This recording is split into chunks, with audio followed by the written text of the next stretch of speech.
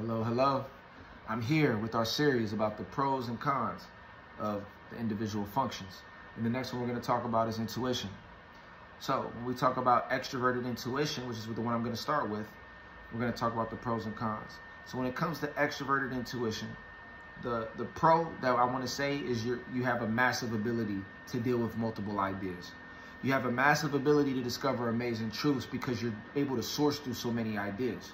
You have the mastery of the idea realm. You have mastery to see what others can't see. You know, a lot of people want to keep things in the physical world, right? But by keeping things that they believe or see only in the physical world, if they miss out on the patterns of life that are going on, that are not happening right in your face. You got to be able to pay attention to something happening from point A to point Z, see that multiple times, and you notice a pattern. And if you're using just sensing, you might just see point A and B. You might not see point C, D, and E because you're not looking at them as one collective series of events. You're looking at it as just one isolated event. But nothing in life is one isolated event. If that was the case, we wouldn't be able to have science, because you can only have science based on something happening multiple times observationally, right? So there are patterns in life, and that's what extroverted intuition is paying attention to. So one person might be like, what do you mean XYZ is about to happen? And the extroverted intuitive is like, that's what's about to happen because that's the pattern that it's headed on. So you have to have that ability. Extroverted intuition is also an amazingly creative function.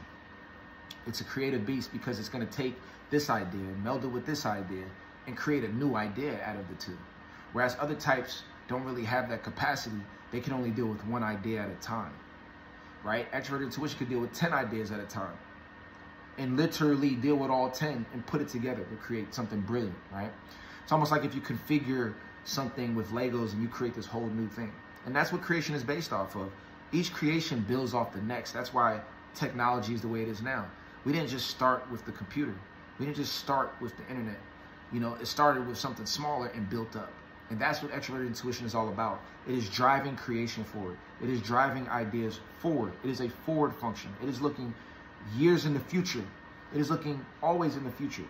It is not worried about what's just happening now, right? But it can't look in the future unless it was able to view patterns from the past. And that is the brilliance of extroverted intuition. So that is the gift of extroverted intuition. And if we talk about personality types that had extroverted intuition, a good one would be the person that created MBTI, Carl Jung. It was his second function because he's an INTP.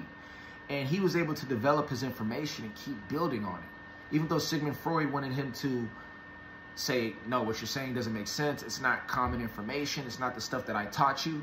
He took the information he learned from Freud and he pushed it forward until he created his own meanings of things and his own brilliance, right? And that's the beauty. And it came to the point where he ended up being the catalyst for MBTI. And it took somebody else building on that to create MBTI, because MBTI wasn't called MBTI. MBTI is Myers-Briggs Typology Indicator. Before that, it was just Carl Jung, and it was considered Jungian typology, and it was just some concepts he put together. They built on it and organized it to where we can build on it today. So life is all about pushing things forward, and that's how innovation takes place. Now, what's the flip side of extroverted intuition? What's the negative? What's the opposite coin? Well, with all these ideas, obviously, you're not going to be the most focused. You know, with all of these ideas, it's easy to be distracted. I think extroverted intuition is the main function that will have you susceptible to ADD, you know, because you're constantly distracted. Everyone's looking at this, and then an idea pops up in your head, and now you're in your own world, in dreamland, you know. And I've seen people with extroverted intuition. Another thing is they can be so scattered, it becomes extremely hard for them to have stability, for them to follow one path for a long period of time, because they want to jump here and jump there. And you got to realize you still have to respect the process of the linear process of life. And you have to also be able to hone in on one idea for a long period of time for it to come to life. And anybody that knows someone with extroverted intuition will know that they generally struggle with following things through to the end because they get distracted or because they get tired of the idea and they want to jump to a new one.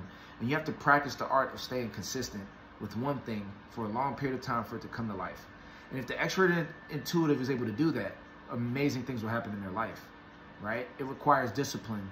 It requires consistency. And even though you might not be the most disciplined person having this function, what you can do is at least stick to the things that you do and just continue to build on it as best as you can. Consistency, follow through, and focus is going to be the weaknesses that are experienced with extroverted intuition. But the beauty of this is that if you know it, you can counter it. And then if you add that to your arsenal, you become a monster, right? You become amazing at what you do. So that is my message to the extroverted intuitives. Be very wary and be very wise in regard to how you deal with being distracted. And notice it so that you can improve it. And practice following things through to the end. Even when you want to quit, even when you want to go to a new idea, follow it through. What you'll find is you'll be able to build something beautiful from that. And that's the practice of introverted intuition, which is something I'm going to do a video on as well, so look that up. But that's one of the pros of introverted intuition. And with that being said, utilize that as well, because it's all about balance. And the more balanced you can become, the further you'll actually go, versus trying to get lost in one function. That's not the way. So with that being said, I thank you all for listening. Make sure to like, subscribe, comment. You know what I mean? Come on, I want to bring you more of this information. Make sure to check out the Patreon. Make sure to check out the website, 5btransformations.com. And aside from that, I'll talk to you soon. Peace.